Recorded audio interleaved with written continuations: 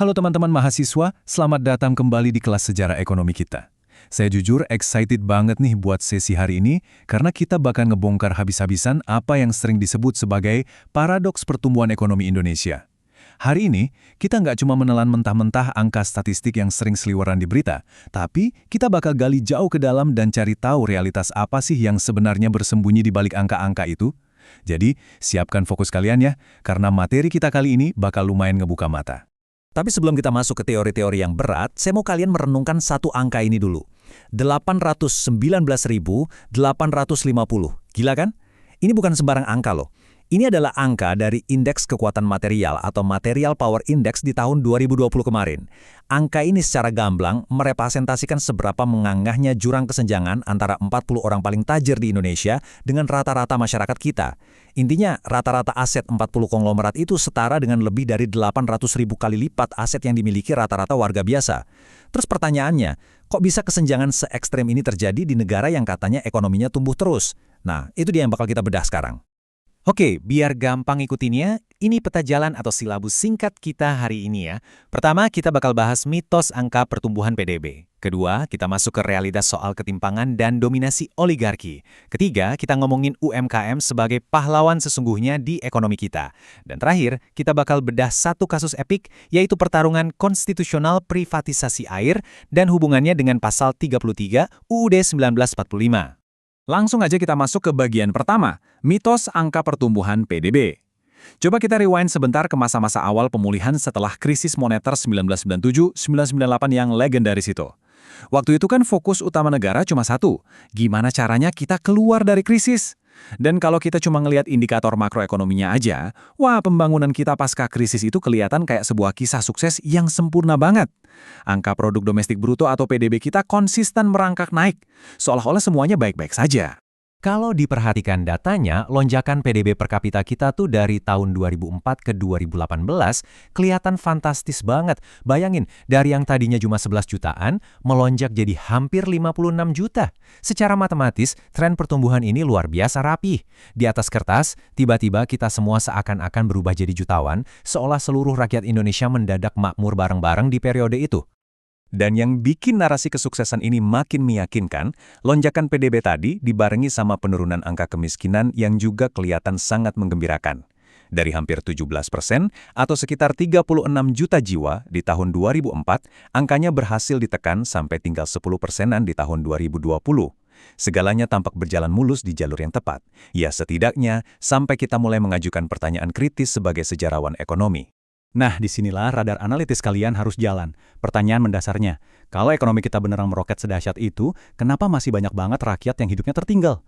Gampangnya gini deh, ibarat nilai rata-rata di kelas kalian. Kalau rata-rata nilai kelasnya di 85, wah kedengarannya pinter-pinter semua kan? Tapi gimana kalau rata-rata tinggi itu cuma gara-gara ada 2 orang jenius yang dapat nilai 100, sementara sisa sekelasnya berjuang mati-matian dan cuma dapat 50? Rata-rata yang tinggi itu seringkali berhasil menutupi fakta bahwa mayoritas sebenarnya lagi nggak baik-baik aja. Dan ya, itulah yang persis terjadi sama angka PDB kita. Pemikiran tadi membawa kita ke bagian kedua, ketimpangan dan dominasi oligarki. Sekarang, waktunya kita singkap tirai realitasnya. Kerapuhan fondasi kesejahteraan yang disembunyikan rata-rata PDB tadi akhirnya terekspos jelas pas pandemi COVID-19 ngehantem kita.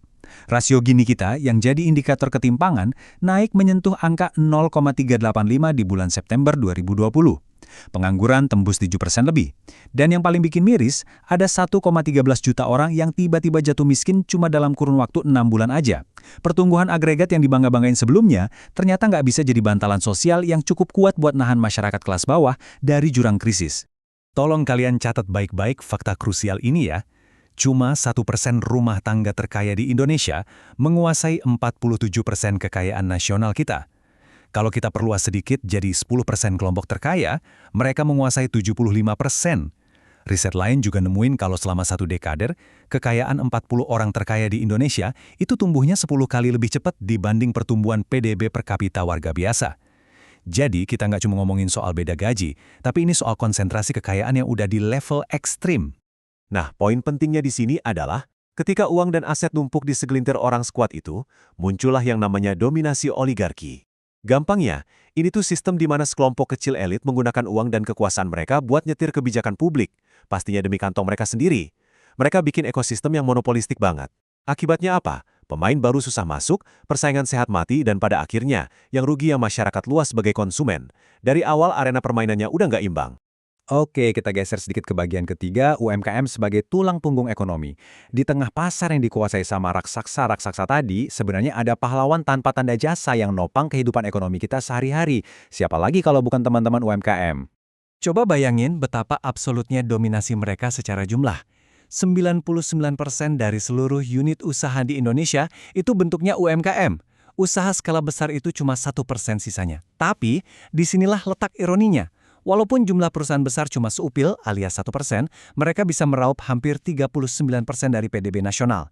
Sementara 99% pelaku UMKM harus rebutan 61% sisanya. Kelihatan banget kan, porsi kue ekonomi ini nggak dibagi secara proporsional sesuai jumlah pemainnya. Sekarang coba kalian mikir sejenak deh, berapa banyak sih dari orang tua, kerabat, atau tetangga kalian yang buka warung makan, laundry, kedai kopi, atau jualan online? Pasti banyak banget kan? Itu karena UMKM tuh nyerap 97% dari total tenaga kerja di Indonesia. Artinya apa? Stabilitas perut rakyat dan kesejahteraan masyarakat kita benar-benar bergantung mutlak sama kesehatan UMKM. Kalian, orang tua kalian, tetangga kalian, sangat mungkin adalah bagian dari 97% motor penggerak ekonomi ini.